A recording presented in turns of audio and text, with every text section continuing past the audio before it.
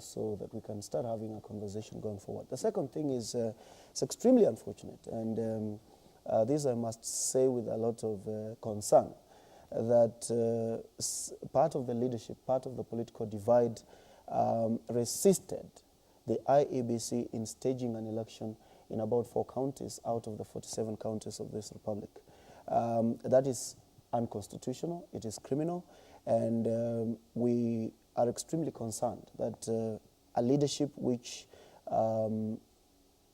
presents itself as national leadership would do anything like that, because what we understand they needed to do was to ask their supporters not to come out to vote, not to resist the IEBC from staging up an election, because if they had allowed them to come out to vote, then we don't know what would have happened. Probably there would be voters who could have turned out in those polling stations to come out vote. Mm-hmm. So we must insist at this point in time that the rule of law must be upheld by all citizens, including the leadership.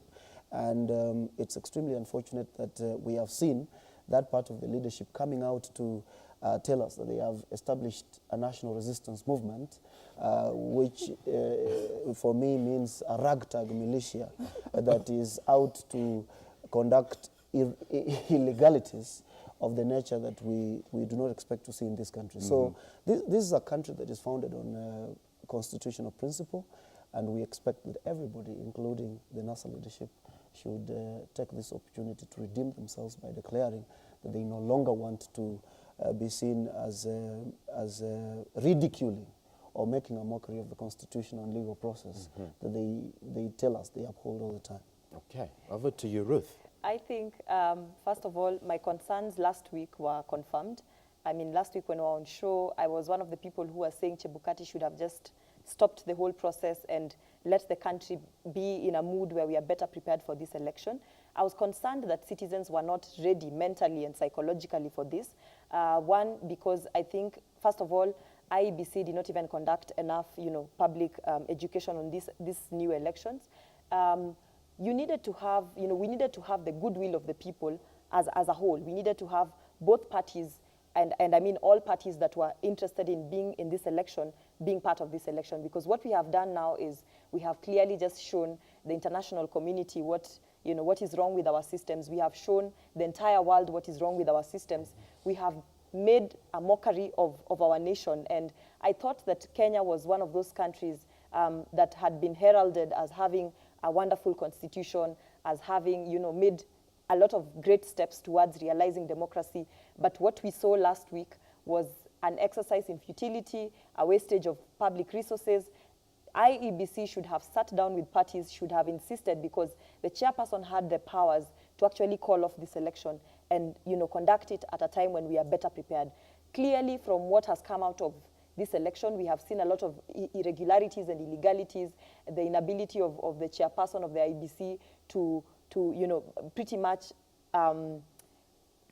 tell us how they have arrived at the numbers they have arrived at. We have been seeing over the weekend a change of, just funny numbers and figures appearing that we are unable to say the source of the same. So it has exposed the weakness of this country. It has exposed the loopholes we have in our systems, and we have just proven to the world that indeed we were not capable of holding a free, fair, and credible election. The law is clear. The Constitution is clear. The electoral laws in this country are also very clear that a rerun should happen within 60 days.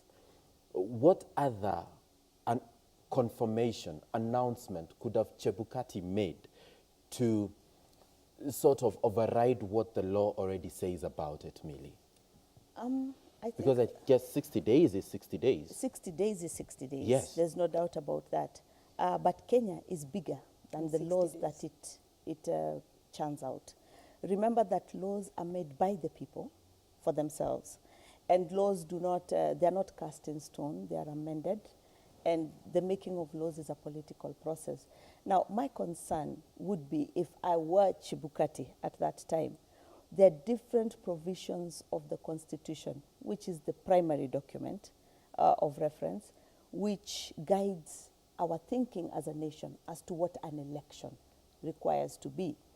It talks about the process, participation, it talks about the transparency, it talks about ensuring that there's universal suffrage so that the will of the people is indicated. Now remember that we laid out these various provisions within the Constitution because at the time we made the Constitution, we had noted that one of the key, we have issues as a country, as do most countries, but one of the key divisive moments in this nation is at the time of elections. Therefore, it was clearly outlined what it needs, as to what it needs to be. And this is what Chebukati made reference to in his yellow card, the now called yellow card speech, where he said that looking at the circumstances, he said technically we have tried to be prepared, we are prepared, and he confirmed that technically, as the professional institution that is mandated to conduct the elections, they were sure that they were ready. But he said that election is not just about technical preparation. There's need to, because election is not about the ballot box and about the security apparatus. It is about the people. It is about the people expressing their will. It is about providing that opportunity for the people to be able to speak. And that is why, for example, you find constantly that persons with disabilities will raise concerns and say, how are we, as part of a significant part of the people, being involved in this process as you prepare as a nation to go to that. So I think that looking at it from that balance, then it would have behooved him to call upon the systems that be to get a political solution, if possible, so that that political solution would ensure that we have a system that works. And the problem is not to talk about, because I get very frustrated with this thought that every time people talk about a political solution, it is the nusumkati. I think that is the most disgusting thing for most Kenyans. All across the country, nobody wants it. And you know it's a loaf of bread. You know, but nobody wants it. Yet we are all talking about chakula yangu. You know? So it's not about that. It's about ensuring that you have a process that upholds the dignity of everybody, so that when you go to vote, you vote and you're confident as you leave that your vote counted.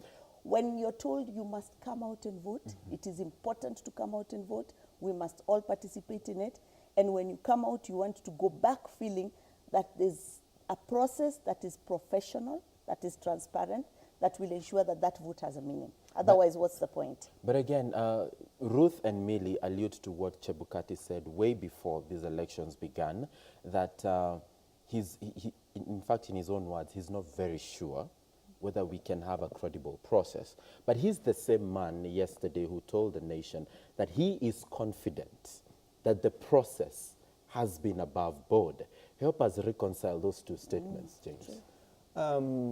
Some, I think the two gracious ladies in red will have a big problem today trying to persuade this nation that, you know, what happened on 26th of October is not a credible process. Because when you read the Constitution, you must read it consistently with the actions that are required of certain officers.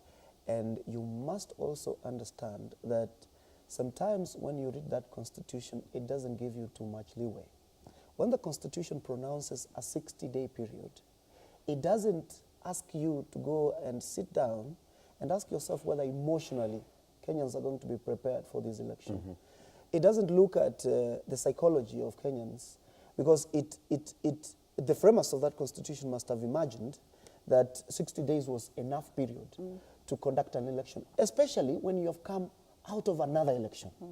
Okay? So, as far as I'm concerned, a reading of Article 140, sub-Article 3 of the Constitution, strictly so-called, must be a reading in which we cannot postpone an election unless there is extreme circumstances to do so, which were not obtaining at the time we went to this election.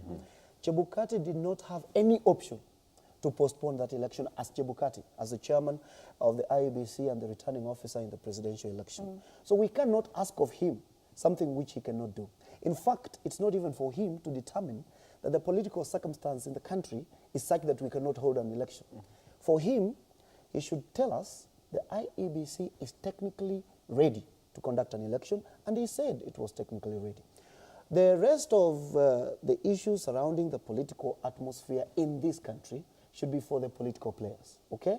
And there is nothing that prevents the political players from arriving at a political agreement, if that is necessary, even after 26th of October. So to make it look like 26th October was this day, which was a deadline for a political settlement of some sorts in this country, is wrong. But this is what I must tell you, which is extremely important. Sections of this country did not boycott the polls because they wanted to. It's because their leaders said, boycott the polls. And you know what? Some of them have told us that, you know, when Raila Odinga says we go and vote, we will go and vote. So it's not so much a question of whether the country is prepared for the polls or not. The important thing to note here is this is a political process. There's a certain section of the population which leans onto a certain position, and they would expect that if their leadership tells them this way or the other, that's where they will follow. Now, once this election has been conducted, the necessary or the logical, legal consequences will follow. Chebukati at some point will have to declare the winner of the election, and unless somebody goes to the Supreme Court to prevent a swearing in, the president should be sworn in after a certain period of time. So once that happens, then the country starts engaging, like we said last week, the country starts engaging in a conversation in which all the other issues, including further electoral reforms. Remember, Sam, that this new IEBC took office just this year, okay? So it looks like in this country, we are going to be reforming the IEBC every year, okay? So including electoral reforms, we have a lot of reforms to do in the education sector, in the security sector, and indeed in many other sectors. We need to improve the economy. So once that happens, we will now sit down. Emily is an expert in governance. We'll sit down and deal with every aspect of our nationhood that we need to discuss. But we are better off discussing this when we have a government that has been established under the law. We reject that persuasion that we should have postponed the election so that we get into a constitutional crisis in which we don't have a government, or at least we don't have a government elected in accordance with the Constitution, but then that we will have a conversation. Right. I'm sure we are better off, much better off, having a conversation when we are settled and we have a government in place. Ruth, why does your body language seem to disagree with everything James is saying? I have totally disagreed with everything he's saying. The fact that he says failure to comply with the constitutional requirement of 60 days would lead us to a situation where we cannot, recover as a country, because that's how he tends to put it. He tends to put it that if we don't have the election, if we were not to have this election in a period of 60 days, for some reason, the strength of his arguments is that the country would crumble, and I don't think it would, because just like he has said, the Constitution is clear. The Constitution is also clear in very many other parts, like those parts where it says, until another president is sworn in, the president who holds office remains the president. As far as I'm concerned, I don't think Kenyans had any problem with Uhuru continuing to be president right after that other election, the August 8th election. So I think Kenyans would have held on, those probably who oppose his leadership would have held on for another few days, just let's say 1 month, one more month to incorporate these reforms. Because when we talk about reforms coming after this election to avoid a constitutional crisis, basically what we are saying, and he's coming from the school of thought that Chebukati will declare the president and we will have a swearing in without anyone going to court. He seems to be assuming that the Constitution does not provide for going to court to contest the legitimacy of this election. As the Constitution provides, and everybody keeps saying the law is clear, yeah? Yes. The Constitution provides in the same Article 138 that for an election to be, credible, a presidential election to obtain legitimacy, it has to be conducted in all the constituencies, in each of the constituencies. As it stands right now, this is an exercise that can be clearly termed as, an illegality. This was an illegal process, or rather an illegitimate process. So if anyone is to go to court, they already have grounds that, one, first and foremost, we did not have the elections conducted in each of the constituencies. And I remember when Chebukati came out, I think this was on the day before the elections, the final speech he gave before the elections, he said that, in case anything arises, he has the powers in Article 64 and 65, rather Section 64 and 65, to postpone the elections where the same elections, where they would not be able to be handled, which means he had foreseen that there would occur a situation where in certain parts of the country, for whatever reasons, elections would not be held, and he had the power to do what? To postpone these elections. So which means, had he foreseen, he had already foreseen that certain parts of the country would not have an election, would not have elections. And in accordance with that very constitution, he requires to conduct an election in each of those constituencies. So if he had already foreseen that certain constituencies would not be able to hold the elections, then that would have been grounds enough for him to say, since I foresee a situation where we might as well end up in that constitutional crisis, whether we hold this, I mean, even if we hold this election, why not just postpone it and have everything ready for all the constituencies to do what? To conduct an election. And also, as you asked, I mean, he says failure to comply with the 60-day would lead us to a constitutional crisis. I want to remind him that back in 2012, when the constitution was promulgated, we needed to have 2010, and I'm referring to 2012 for a particular reason. We were supposed to have, according to the constitution, an election in November 2012. I hope you all remember. Yes. And somebody moved to the court, and I think it was the Attorney General, moved to the court and sought the advisory opinion of the Supreme Court that, look, given the fact that we have just promulgated this new constitution, we still need to put structures and systems in place. I don't think it's going to be. Do you think, and the question was, do we think that we are going to have an election that will meet the constitutional requirements in November 2012? And what did the Supreme Court say? The Supreme Court said that, look, going by the circumstances in the country, and given that we have not put up proper systems to ensure that this election complies with the Constitution, then let us postpone this election. By how many months? Was it 4 or 5 months? By 5 months. So we ended up having an election in March 2013, which means, as she put it, and I would want to properly support her, that, look, we have laws, but these laws do not operate in a vacuum. We have laws that operate in a country that has people, in a country that has circumstances, prevailing circumstances that sometimes need to be properly looked into. Last week when I was here, I referred to a case that was decided by the Supreme Court, where the court tried to define what amounts to free, fair, and credible. And what they said, it was a Kathy Kilonzo case, yeah? When the issue of Kathy Kilonzo's ability to vote and her voters, details came up. Yep. The court said that for us to say that an election is free, fair, and credible in accordance with Article 81, then competing interests of all the parties involved in that election have to be considered. And they said these parties that we are talking about, whose interests have to be considered, are the voters, are political parties, and the political parties, they are the candidates, and IEBC in itself has the mandate to ensure that whatever election they organize is in accordance with the law. So I think that in as much as we keep saying the law is very clear, the Constitution is very clear, God forbid if we had seasonal floods as we speak right now, and the country was flooding, would we force ourselves to go into an election saying that, the law is very clear, even though there are floods, we have to have this election, and I think clarity of law at this particular moment is relative, depending on who's defining it. True. But then let's look at the circumstances around the 4 counties.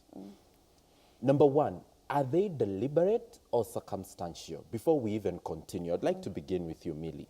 Yeah, before I get there, Sam, I think that it is important for Kenyans to separate 2 processes. There's the electoral process, as we see it, and there's the political process. Now, what we have seen politicians do in the last so many months is try to ensure that they, which they always do, most of the time anyway, try to ensure that our thinking is clouded by the political innuendos of the day. Now, the thing is this. Politically, it was good for Jubilee to have that election. Politically, it was important for Jubilee to retain power because they have a strategy and we know that they have an agenda. They have said up to 2022, they already have their presidential candidate. There's no anticipated further nomination as far as Jubilee is concerned. And that president, we know according to law, will hold office for 10 years. So it is after that that perhaps Jubilee will go into that. So there was that agenda. But there is also the electoral process, and that was my concern, even when I have come to this show before and talked about it, my concern with what the professional independent organs need to do to remain professional and true, so that the politics is left to the politicians, but you deliver. And that is where I agree that Chebukati found himself in a difficult situation, because this was a presidential rerun, which was anticipated by law to have occurred within a certain period of time. He saw the circumstances, and that is why he brought out the two in that famous speech of his, where he saw the two and said, this is a concern that I must raise as well. So he brought out the two aspects. Now, as a person who is concerned with having structures that work, with having processes that work, did the process that we conducted on 26th give us any gains that we can move forward with? August 8th, we had ticks. Irregardless or irrespective of which side of the political divide you were, when you are given a box to tick, you would have had to tick some places where IEBC delivered and improved from 2013 in as far as the electoral process is concerned. Now, even those ticks of August 8th have been reduced now. Yeah. Look at the process. We were told by the Supreme Court that that election is a process right from the start. By Chebukati deciding who would be on that ballot, he blundered. And that has already been determined by a court of law. It is not an issue that is disputed. And he reacted to that blunder. Look at the issues we had around procurement beforehand that were taken, multiple court cases. There were blunders in as far as that process is concerned. But it is true, as Mamboleo says, that once he completed the process, it is now upon the court, and I sincerely hope, that enough actors will go to court, because, in my opinion, whatever process Chebukati undertook on 26th needs to be erased totally from the electoral process in this country. Even the Kims didn't work. Even the Kims didn't work. So that we move forward even from the gains that he had brought on 6th. But he conducted the process as is required. We had an election as is required. So for the political agenda that was interested in that is a gain. So my take is that if we are to have an electoral process that would be able to subsist, that would be able to stand to the law, then there needs to be a rethink. Even the Kims did not work. I said it here in this particular station when the elections was going on. August 8th, by 1 o'clock, we were being told what the Kims had presented, the percentage of turnout, we had certain things that could clearly be stood by. 26th, today is, I can't remember the date 30th. today, 30th. Yes. Up to today, we don't can't be know told the from the turnout. Kims what Turnout. turnout. I can see Okay, kindly respond to that, James, before I come in. It's been a mouthful. I don't know where to begin. But let me first start by clarifying that I did not say that it's not open to any Kenyan to go to court after the declaration of results in the repeat presidential election. In fact, as many people as may be possible can go to court to challenge that process. And that is the freedom to go to the courts that we actually celebrate in this country. But let me tell you something, Sam, which we must understand as Kenyans. You know, courts are not places you go and get any order that you are seeking just because you went there. You must go there with sufficient grounds. Yes, the election of 26th October has happened, and the result is going to be known anytime. Just like my senior Millie says, that it was important for Jubilee to retain power. It was important for them to have an election. It was good for them. It was not good for NASA for this election to be held. It was not good at all for them to go to an election that they were not prepared for. So by all means, they would have wanted to have that election not happen. Okay? So we must understand this It's is still a political Yes, agenda yes. to consider. it is still a political agenda to consider. There is absolutely nothing wrong in Jubilee trying to make sure it gets elected. Just the same way, if NASA knows it won't get elected this time round, probably the best way to stop the process is by stopping the election. They did not succeed. But this is what is important. If you went to court today and you want to say, as my good friend here says, that you know the election under Article 138 of the Constitution was not held in 290 constituencies. What are you going to tell that court? There's a principle in law that goes this way, that when you go to court, please by all means go there when you know your hands are clean. You go to an election, you tell your supporters, don't come out and vote, and then you organize militia to stop the IEBC from staging an election, and it is very well documented. The IEBC have tried to conduct trainings in some parts of the country, they are defeated. The IEBC tries to take ballot boxes and ballot papers to some places in the country. You organize a militia that stops them from doing so. And then you appear in court on Monday and say, hey, you know, the election was not conducted in 290 constituencies. The court is going to look at you and think there must be something extremely wrong with your type of thinking. This is what we must tell Kenyans. In my view, and with a lot of respect to the NASA leadership, I think the NASA leadership did not want an election at all. Because look, we went into an election that we were preparing for about 3-4 years.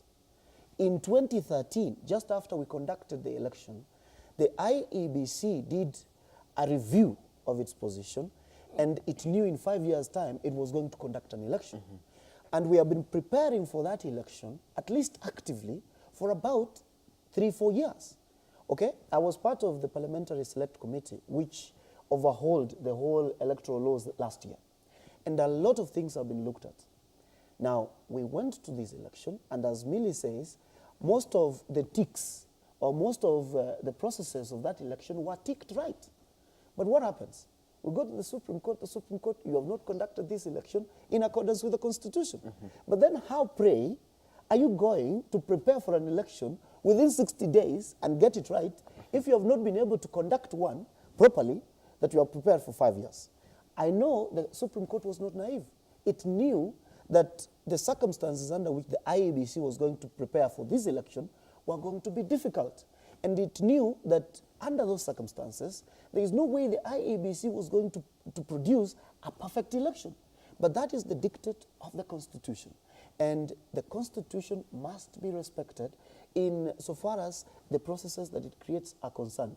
Let me distinguish the position we are in now from the position that was obtaining in 2012 when the High Court sent us to an election in March the following year.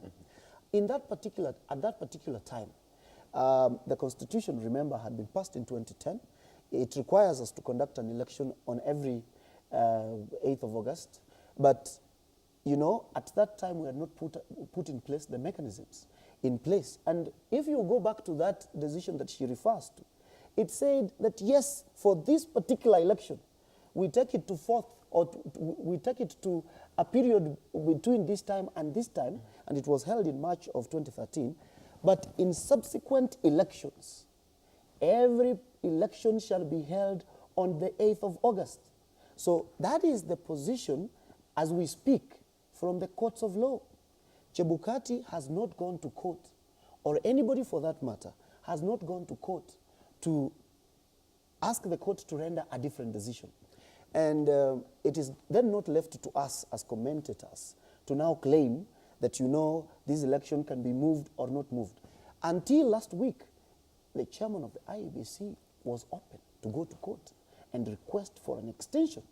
He didn't, but my friends here think he should have. Now, let's not act for IEBC. Let IEBC act for itself. Yes. Because, as you know, Chebukati is an advocate of 30 years standing. Yes. He knew this was open to him. Yeah. So I think what we have is a political problem, and a political problem needs to be solved politically. I have said many times that if it is a question of a political process of the nature that we have, we must always go back to the Constitution and ask ourselves, is this Constitution working for us? Because it would appear in this country and many countries in Africa, the idea that you can go into an election, spend several billions of shillings, establish in your people a legitimate expectation that you have a chance probably to ascend to leadership and rule, and lose and go away for good.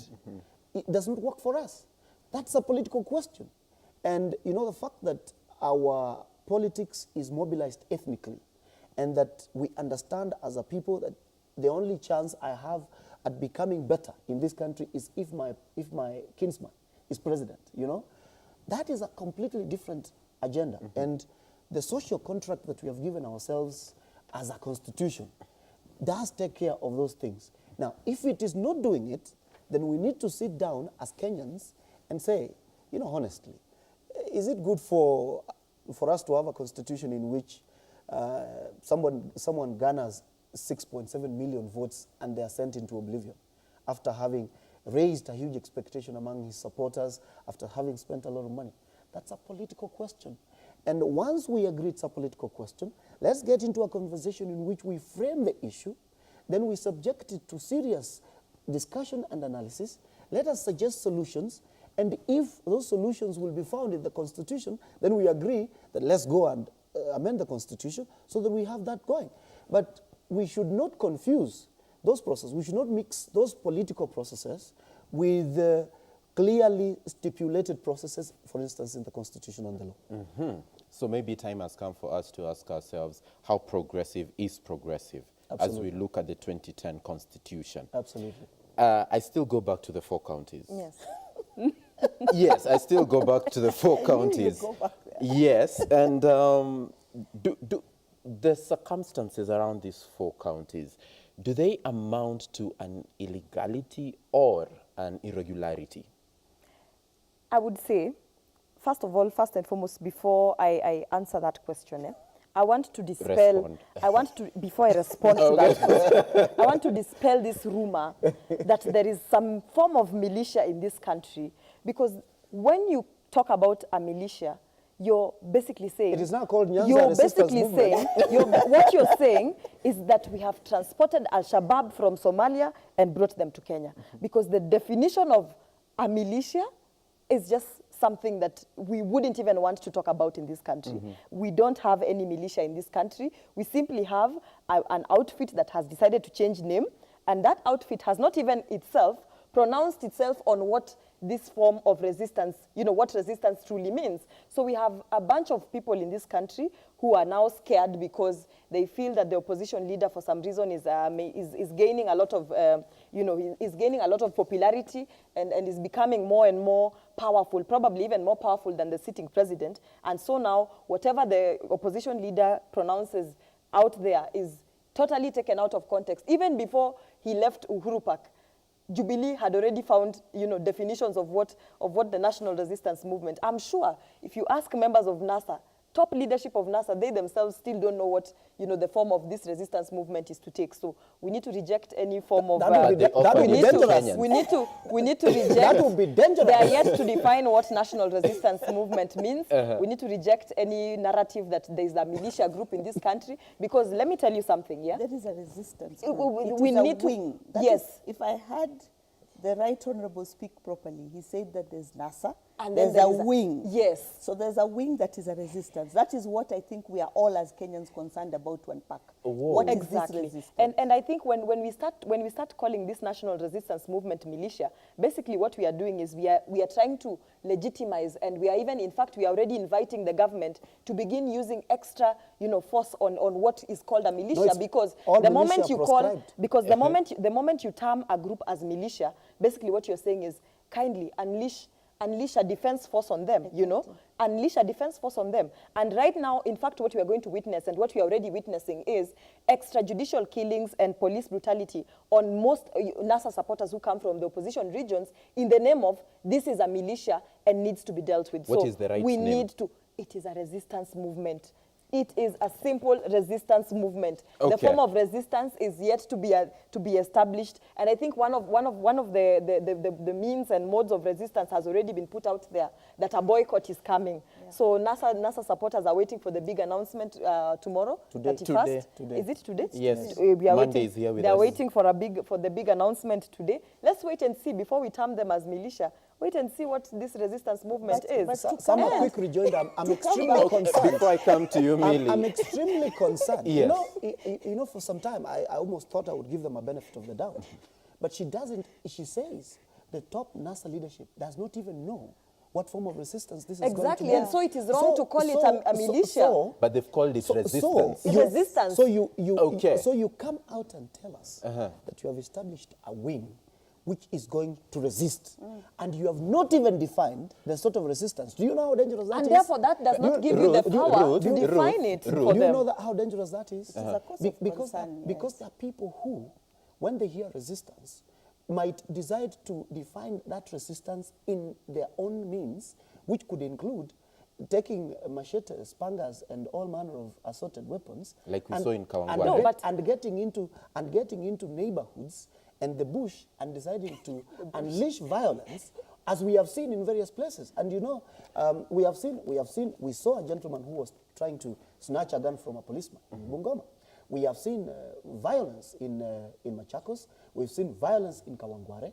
And, you know, this just comes after the NASA leadership has announced a resistance movement. And you want every other Kenyan to sit down and think this is a resistance movement which is yet to be defined. That is going to be extremely hypocritical on our part. I think what we need to do is to ask the NASA leadership to tell us under the Constitution and the law how that resistance movement is defined.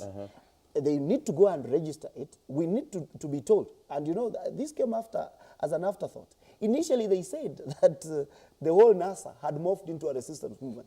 And I think they asked their lawyers later, they realized if it becomes a resistance movement, it is not registered, then all their members of parliament must resign because the coalition under which they went to parliament no longer exists.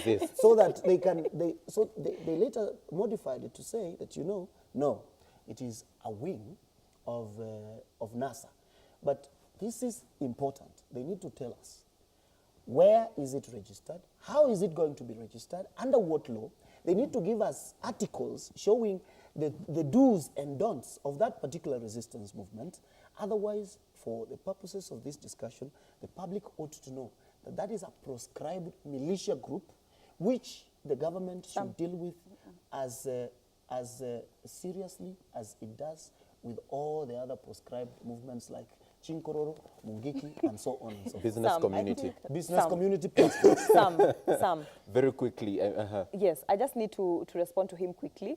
I think this kind of thinking is what is leading us to where we are as a country right now, where we can quickly justify and even call upon, you know, police to use force against persons who are just conducting what could be referred to as normal, ordinary criminal acts, you know, to use excessive force on them and end up killing these people. When he says that this resistance movement should be the resistance movement should take responsibility for the deaths that happened in Kawangware, he's clearly trying to forget that the feud that was going on in Kawangware is something that has been going on for years and years on end. This has been a Mungiki versus other communities clash that has been going on even before 2017. We have had crimes and such, you know, such attacks between Mungiki and the various different communities happening even before this election. So he is beginning, and that's now the thinking of Jubilee. Now Jubilee is going to sanitize all acts of intertribal conflicts that have been taking place of, you know, Mungiki and versus other communities that have been going on in this country that their government has been unable to take care of. Now they're putting that responsibility on national resistance movement that they have decided to define as a militia. He sits here and he tells us that they need to tell us what this group, what is the intent and purpose of this group, how has this group been registered, and yet he still jumps to the conclusion that it is already a militia group. So just as he has said, he needs to wait, just like even the NASA people are waiting to understand what is the form and how this has been registered. He and very many other Jubilee supporters need to wait for that clarification. But when we begin to call a group a militia in this country, and you see the thing is, what we are saying, and in fact the narrative that they have been pushing is that this militia group comes from a particular part of the country, which they have decided to brand as Luo Nyanza. What we are going to witness from now moving forward is an excessive use of force on citizens, police brutality, and he's a lawyer and he knows that criminal responsibility cannot be attributed to a group. Criminal responsibility is to an individual. You commit a crime, you're held responsible as an individual. I did not see anywhere where Raila told people and his supporters to go and snatch guns from IEBC officials. So if a person snatches a gun from policemen, they are personally responsible. And when he was announcing this national resistance movement, I remember, I watched it. He in fact said that they are going to use lawful means. They are going to use lawful means to do what? To rebel, resist. Resist against, and what are they resisting against? Resisting against systems and institutions that do not work, governments that do not work, which is a constitutional right. You have, the spirit of democracy is the freedom to engage and to disengage with, you know, systems even as I cross, before I cross over to Millie, yes. We've all been talking about political will, yes, political solutions. So when it comes to this resistance movement, who takes political responsibility for the consequences?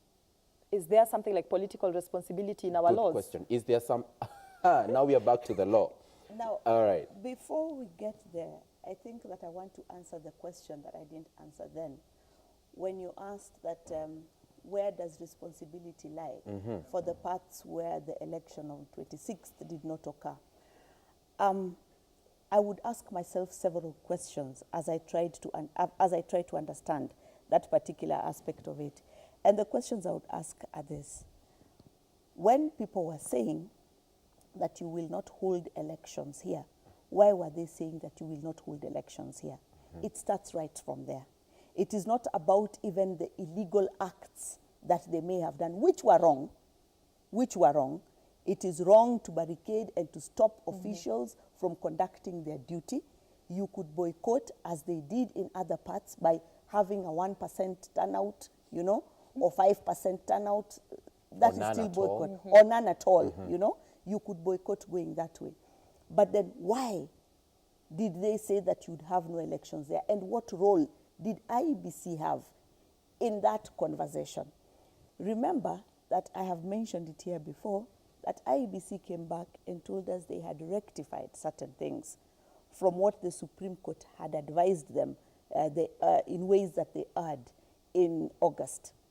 Now, of all these things that they had rectified, and you can see where their emphasis laid, even now today, the whole country knows who needs to be declared winner. The whole country cannot wait for that declaration to come, but it is still hanging out there. People wondering what is taking so long, you know, is because we are still in the verification. Now, verification of what? He's verifying what? Or IBC. Let me not make it individual. When I speak of Chebukati, I'm speaking of him as representing that institution. Is verifying what? When they went to correct the issue of voter transmission, to what extent did they rectify that? To what extent did that, as a factor, contribute to the people stating that there will be no election here? Those are questions that Chebukati must ask himself, so that we see, how do you apportion liability in this instance? Who holds more liability? Is it IEBC, or is it the people who decided to go and put big boulders on the road? You know what? We need to take a break. And when we return, we shall not only be looking at, let me call it circumstantial meaning of the words that we've been hearing of late from our political leaders, and also what they have to say about this very situation. So keep it right here. We will be back in a moment.